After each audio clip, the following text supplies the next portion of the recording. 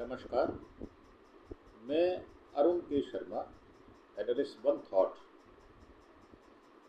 आज बात करेंगे।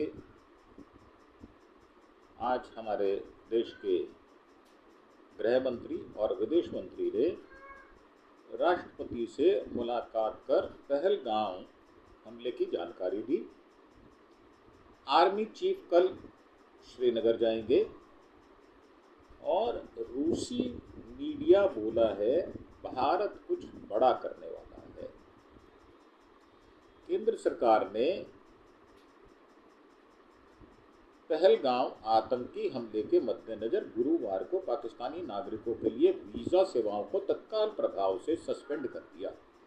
विदेश मंत्रालय ने कहा है कि सभी पाकिस्तानी नागरिकों को भारत छोड़ना होगा क्योंकि 27 अप्रैल से उनका वीज़ा रद्द कर दिया गया है।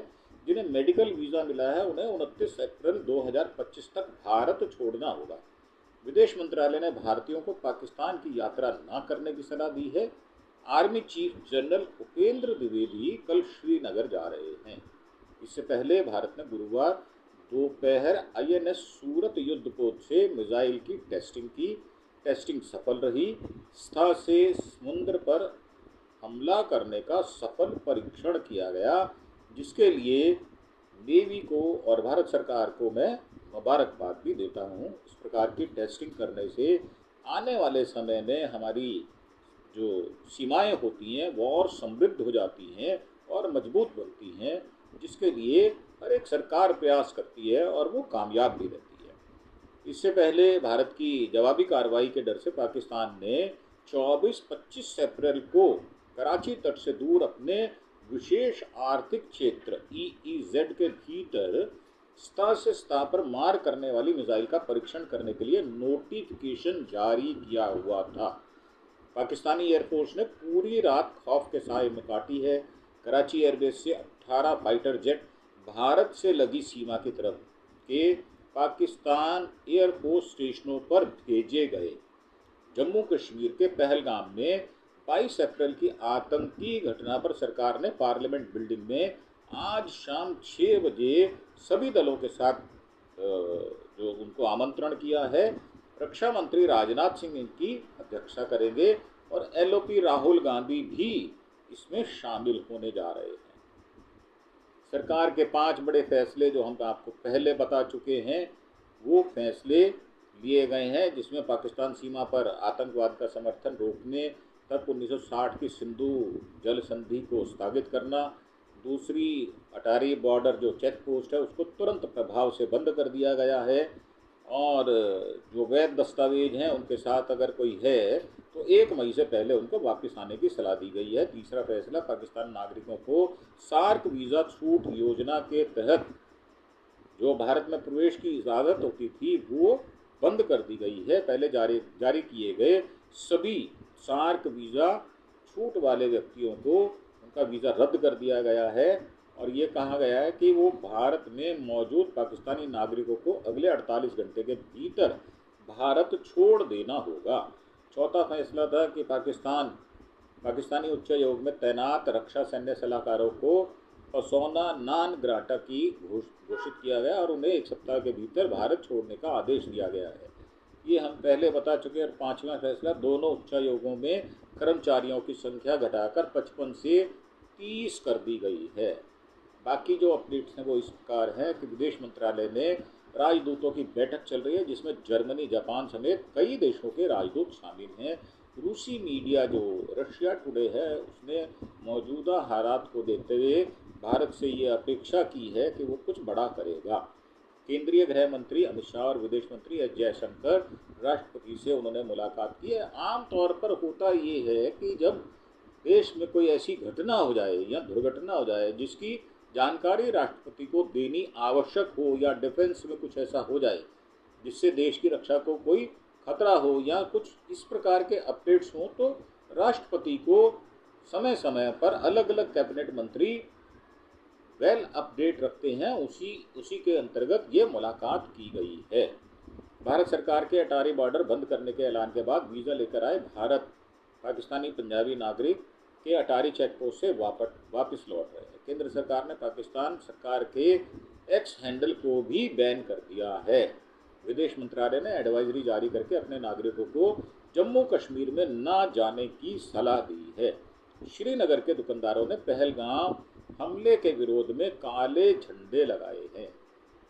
ये जो श्रीनगर और कश्मीर के और जम्मू के लोग जो विरोध कर रहे हैं इस दुर्घटना का, ये जो वारदात की गई है, जो भारत के सिर पर थोपी गई है, और निरीह प्राणी जो थे, जो कसूरवार नहीं थे, एक आम जनता के रूप में जो टूरिज्म के लिए, पर्यटन के लिए कश्मीर गए थे, उनको गोलियों से भून देना, इस विषय पर मैं कुछ अपनी निजी आपसे बातचीत करना चाहता हूँ। वो ये कि अगर 4, 6, 7 लोग किसी धर्म, किसी जाति से हों, वो मिलकर अगर किसी देश के अनजान लोगों पर, जो कुछ जानते नहीं है, जो जिनकी इन्वॉल्वमेंट कहीं नहीं है, जो कसूरवार नहीं है, जो मात्र वहाँ पर खूबसूरती देखने, और नवविवाहित जोड़े जो हैं वो अपनी हनीमून की यात्रा पर वहाँ गए थे, उनको मार देना ये कतई गलत है। और इसमें कोई अपनी हिंदू मुस्लिम की राजनीति ढूंढता है तो मेरा संदेश उसी के ऊपर है। मेरा मानना ये है कि 4, 6, 7 लोग मिलकर अगर कहीं हमारे देश में आकर अगर कोई वारदात कर देते हैं, जैसे कि ताज होटल पर भी हुई थी, अगर कोई ऐसी वारदात कर देते हैं तो लोकल लोग जो होते हैं, जो कश्मीरी, जो हमारे बाकी देश के हिस्सों से गए हुए पर्यटक थे, उनको उनकी खातिरदारी कर रहे हैं, उनकी तीमारदारी कर रहे हैं, उनको घुमा रहे हैं, उनको सुंदर सुंदर दृश्य दिखा रहे हैं, और वो उनको होस्ट बनकर उनका एंटरटेन कर रहे हैं, और कश्मीर के बारे में उनसे बात भी यदा कदा होती होगी, ऐसा मैं मानकर चलता हूँ। तो एक हादसा और एक वारदात अगर हो जाती है तो उसमें हिंदू मुसलमान का एंगल ढूंढना ये मानवता के लिए ठीक विषय नहीं होगा, पहली बात। और दूसरी ये है कि अगर किसी जाति विशेष के, किसी धर्म विशेष के किसी व्यक्ति ने कोई गलती की है तो सारे संप्रदाय, सारे धर्म को कलंकित कर देना ये भी उचित नहीं होगा। मेरा मानना ये है कि कश्मीर हमारे देश का सिरमौर है, वो भारत का मुकुट है। व्यक्ति का हाथ ना काम करता हो तो इलाज कर सकता है, पैर ना काम करता हो तो इलाज करा सकता है, परंतु जो भी पुराने ज़माने में राजा हुआ करते थे, जो राजा मुकुट पहना करते थे, वो अपने मुकुट को बड़े सहेजता से रखते थे। इसी प्रकार कश्मीर को भी हम बड़ी सहेजता से रखते हैं, और हमारे दिलों पर कश्मीर का जो चित्र है वो बहुत सुंदर और स्वर्ग जैसा है। ये कहा जाता है कि धरती पर अगर कहीं स्वर्ग है तो वो कश्मीर में है। जिसने कश्मीर नहीं देखा उसने कुछ नहीं देखा। ये भारत के हिंदुस्तानी लोग जो है, भारतवंशी जो है, वो ऐसा मान कर चलते हैं, और उनकी तमन्ना होती है कि वो कश्मीर अवश्य जाएं, उसकी सुंदरता देखें, वहाँ के लोगों से बातचीत करें, कैसे वो रहते हैं। और वहाँ पर केसर की खेती बहुत अच्छी होती है। पहलगाम एक ऐसी जगह है जहाँ से अमरनाथ यात्रा का पहला पड़ाव भी शुरू होता है। तो हमारी जो जड़ें हैं, उस भारत की जड़ों के साथ कश्मीर भी जुड़ा हुआ है, और वहाँ पर पहले भी भारत का कब्जा रहा है, और कश्मीर छोड़कर पीओके भी जो है, पाक ऑक्युपाई कश्मीर जो है, वो भी भारत का ही हिस्सा था, परंतु 1947 में चालाकी से वो कहानी अलग है, मैं उस विषय में नहीं जाऊंगा। मेरा मुद्दा ये है कि अगर किसी ने गलती की है तो बिल्कुल मैं इस हक में हूँ कि आप उसको दंड दें, बल्कि जो आतंकवादी संगठन है आप उनको निस्त नाबूद कर दें। भारत को अगर पाकिस्तान के अंदर घुसकर जो उनके ट्रेनिंग शेल्टर बने हुए हैं, जो ट्रेनिंग सेंटर बने हुए हैं, उनको तहस नहस करना हो तो किसी सीमा तक भी जाकर उसको तहस नहस करना चाहिए। मैं तो यहाँ तक कहता हूँ कि अगर पाकिस्तान मिलिट्री से भी 2-2 हाथ करने पड़े तो उसमें पीछे नहीं हटना चाहिए, क्योंकि ये जो क्षति है इसकी क्षतिपूर्ति हो नहीं सकती। हमारे 28 बच्चे जो है, हमारे देश के नागरिक, हमारे हिंदुस्तानी, हमारे भारतीय, वो अनायास चले गए इस संसार को छोड़कर, क्योंकि कुछ आतंकवादियों ने उनको कुछ नाम लेकर, धर्म का नाम लेकर, ऐसा कह रहे हैं लोग कि धर्म का नाम लेकर उनको अलग थलग करके उनको शूट कर दिया। 20-22 लोग घायल भी हैं, उनमें से बहुत सीरियस लोग भी हैं। तो मेरी भगवान से प्रार्थना है कि उनको शीघ्र स्वस्थ लाभ दे। परंतु जो कश्मीर के लोग हैं वो भारतीयों से प्रेम करते हैं, वो हिंदुस्तानियों से प्रेम करते हैं, इसलिए वो कैंडल मार्च कर रहे हैं। और ये कहकर कि हम आज के बाद, ये जो हादसा हुआ, हम कश्मीर नहीं जाएंगे, तो वहाँ का जो जो पर्यटन का जो काम है, जो टूरिज्म का प्रोफेशन है, वो उनके पास कुछ नहीं है सिवाय कश्मीर की सुंदरता के। और उसमें भी जो उनका प्रेम झलकता है, जो वो होस्ट बनकर टूरिस्ट को देते हैं, उसको डिटेल बताते हैं, सारा उसको जगह जगह घुमाते हैं और उसको खिलाते हैं पिलाते हैं। हालांकि उसका भुगतान जो है वो टूरिस्ट करता है, उसी वजह से उनका जो है व्यवहार चल पाता है, उनका व्यापार चल पाता है। इसमें उनको दोष देना मैं सर्वथा अनुचित मानता हूँ। मेरा मानना ये है, अगर किसी धर्म विशेष के किसी व्यक्ति ने गलती की है तो उसमें पूरे धर्म को लपेटकर एक नरेटिव सेट कर देना कि ये ऐसे ही है, मैं इसके कतई विरोध में हूँ, मैं इसके विरुद्ध बात कहता हूँ। बल्कि उनको आप इतना प्यार करें या इतना इमोशनली अपने साथ रखें या इतना ध्यान रखें कि वो इस प्रकार की बात को सोच ही ना पाए। और सच्चाई ये है कि इस वारदात के बाद कश्मीर के जो लोग थे, वहाँ पर जो घोड़े वाले थे, दुकानदार थे, या जो बोट वाले लोग थे, उन्होंने, जो बाकी बच गए लोग थे, वहाँ पर 2000 के करीब लोग थे उस जगह पर, परंतु वहाँ पर सुरक्षा का माकूल प्रबंध ना होने के कारण ये हादसा हुआ। मेरा मानना ये है कि इससे ताकीद लेने की, इससे सीख लेने की ज़रूरत है, ना कि हम कश्मीर के लोगों को इसका दंड दें। मेरी इतनी ही इल्तिजा है, इतनी ही प्रार्थना है कि हम कश्मीर आने वाले समय में वैसे ही हम जाएं जैसे हम आज तक जाते रहे हैं। ये बात ठीक है कि हादसा हो जाने के बाद लोगों को डर लगता है, ये बात बिल्कुल उचित है। और एहतियात बरतना, सावधानी रखना, ये तो सबका कर्तव्य है ना। और फिर अगर ये बात हुई है तो भारत ने ठानी है उनसे बदला लेने की। तो बस मैं इतना ही, मेरा संदेश है कि आप कश्मीरियों से प्यार करें, कश्मीर से प्यार करें, भले ही जम्मू हो, श्रीनगर हो, कश्मीर हो, यह हमारे भारत का अभिन्न अंग है। तो मैं बात को थोड़ा आगे ले जाता हूँ। जो पहलगाम हमले से जुड़ी 5 खबरें थी, 65 साल पुराना जो सिंधु जल समझौता था वो रद्द हुआ। पहलगाम में जान गंवाने वालों का आज अंतिम संस्कार जो है वो कर रहे हैं लोग। और लोग, परिवारजन दुखी हैं। वो कह रहे हैं कि 2% के आतंकवादियों ने भारत को चुनौती दी है, भारत सख्त से सख्त कार्रवाई करेगा, ये हमें पूरा विश्वास है। टूरिस्ट हमले में 33 जो फोटो भी आए हैं, उसमें हनीमून पर गए युवक जो हैं उनको पूछकर गोली मारी है और पत्नी बिलखती हुई वहाँ पर नज़र आई हैं। और ये जो पाकिस्तान के सैफुल्ला खालिद जो है, जो मास्टरमाइंड बताए जा रहे हैं, वो पीओके से अपडेट कर रहा था कि पाकिस्तान सरकार कश्मीर मुद्दा ठंडा ना पड़ने दे। आप देखें किस तरह पाकिस्तान जो है, मैं उसको दुश्मन देश मानता हूँ, बिल्कुल उसको, भारत सरकार को दुश्मन देश करार दे देना चाहिए और उससे सारे संबंध तोड़ लेने चाहिए और सख्त से सख्त कार्रवाई करनी चाहिए। वो इसी बात को मुद्दा बना रहे हैं जो मुद्दा है नहीं। तो हम आगे इसकी बात करेंगे। कुछ अपडेट्स हैं, जैसे आर्मी चीफ कल श्रीनगर जाएंगे। भारतीय सेना प्रमुख जनरल उपेंद्र द्विवेदी कल 25 अप्रैल को श्रीनगर जाएंगे। पहलगाम हमले के मद्देनज़र सुरक्षा हालात की समीक्षा करेंगे, लेकिन मिलिट्री फॉर्मेशन के टॉप कमांडर्स को ब्रीफ करेंगे।